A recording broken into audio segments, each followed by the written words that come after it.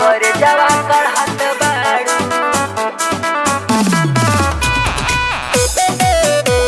करे जावा काढत बाळू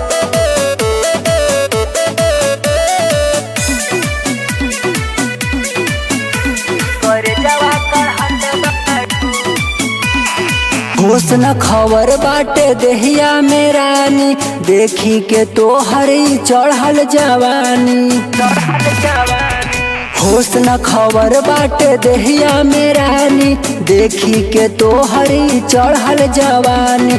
मर करी जैसे बरत बाड़ू मर करी जैसे बरत बाड़ू सच कहतानी करे जावा कढ़त बाड़ू सच कहतानी करे जावा कढ़त बाड़ू करे जावा काढत बाळू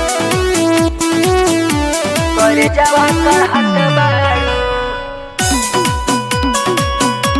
करे जावा काढत बाळू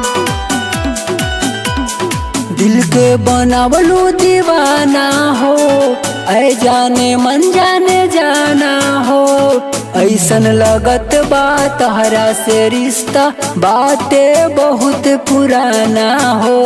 बातें बहुत पुराना हो दिल के बनावलू दीवाना हो ऐ जाने मन जाने जाना हो ऐसन लगत बा तहरा से रिश्ता बहुते बाटे पुराना हो। मारी के कनखिया धारत बाड़ू मारी के कनखिया धारत बाड़ू सच कहतानी करे जावा कढ़त बाड़ू सच कहतानी करे जावा कढ़त बाड़ू करे जावा काढत बाळू करे जावा काढत बाळू करे जावा काढत बाळू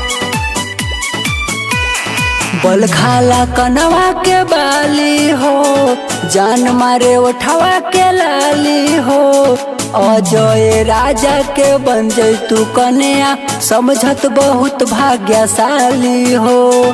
समझत बहुत भाग्यशाली हो बल खाला कनवा के बाली हो जान मारे उठवा के लाली हो अजय राजा के बन जैतू कन्या समझत बहुत भाग्यशाली हो। विजय के आँख में गणत बाड़ू शिवबुद्ध के आँख में गणत बाड़ू सच कहतानी करे जावा कढ़त बाड़ू सच कहतानी करे जावा कढ़त बाड़ू करे जावा काढत बाळू।